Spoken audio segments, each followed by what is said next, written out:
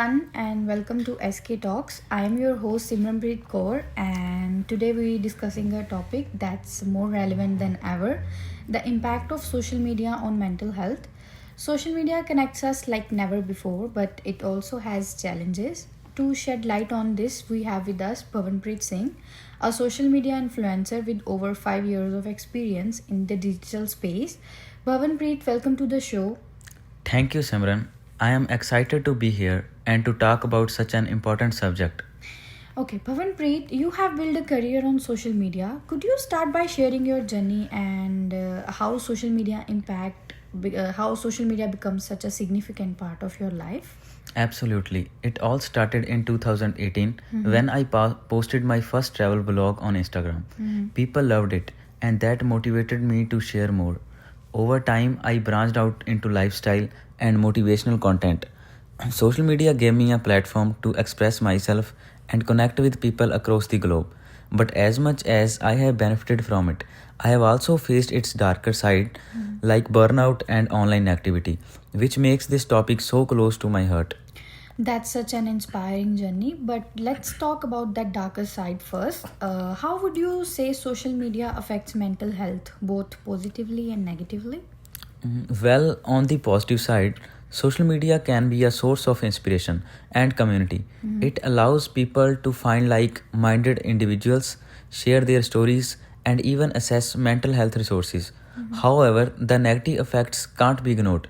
There is the constant comparison, the pressure to always look perfect, and the addictive nature of these platforms.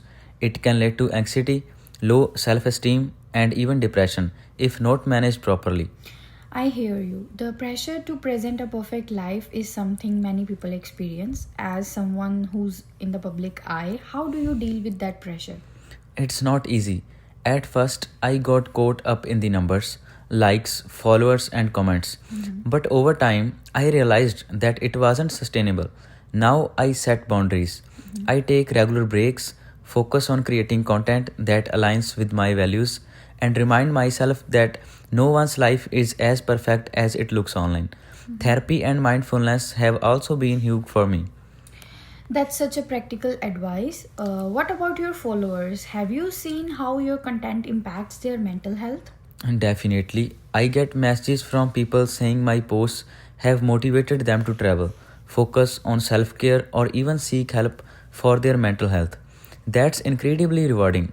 But I am also mindful of my responsibility. I avoid promoting unrealistic standards or toxic positivity because I know how damaging that can be. Bhavanpreet, let's dive a little deeper. You mentioned the importance of creating your feed. Could you elaborate on what kind of accounts people should follow to maintain their positive mindset? Of course, I always suggest following accounts that genuinely add value to your life, whether it's through education, inspiration, or humor. For example, mental health advocates, fitness experts, or even pages that share uplifting stories. The idea is to surround yourself with content that makes you feel good, not inadequate. And remember, it's okay to mute or unfollow even people you know if their content does not serve your well being. That's such a good point. Your digital environment can really shape your mental state. Another thing I had love to hear about is dealing with the online negativity, trolls, criticism, and hate comments are so common these days. How do you handle these situations? This is a tough one because no matter how much you try to brush it off, negativity can sting. Over the years, I have developed a thicker skin, but I won't deny that it still affects me at times. What helps is reminding myself that these comments often say more about the person posting than about me. I also block and report when necessary, and when criticism is constructive, I take as an opportunity to learn and improve. Okay, so those are some powerful insights. Bhavanpreet, for someone struggling with the negative effects of social media, what are some practical steps that they can take to protect their mental health, according to you? Great question. Here are a few things that work for me. First of all, set time limits. Apps like Instagram and TikTok can be addictive, so it's important to limit your screen time. So, second one is create your feed. Follow accounts that uplift you and unfollow ones that make you feel inadequate. Third one is take breaks. Digital detox days are amazing for resetting your mind. Fourth one is seek support. If you are feeling overwhelmed, don't hesitate to talk to a friend, family member, or therapist.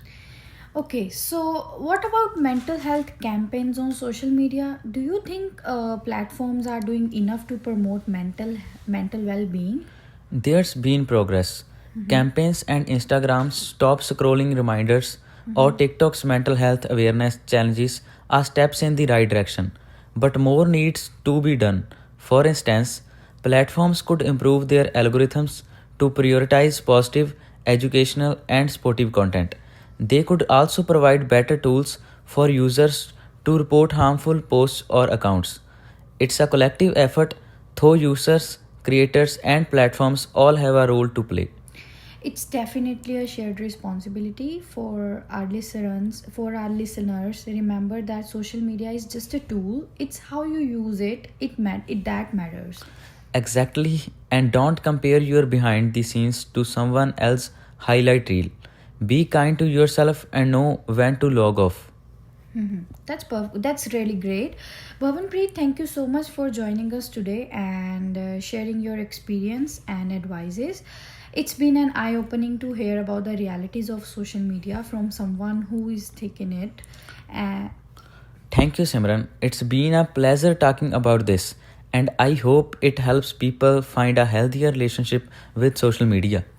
Yeah, and to all our listeners, remember your mental health comes first. Social media is just a part of your life. It shouldn't define it. Thanks for tuning into SK Talks. Stay mindful, stay kind, and we'll see you next time. Thank you.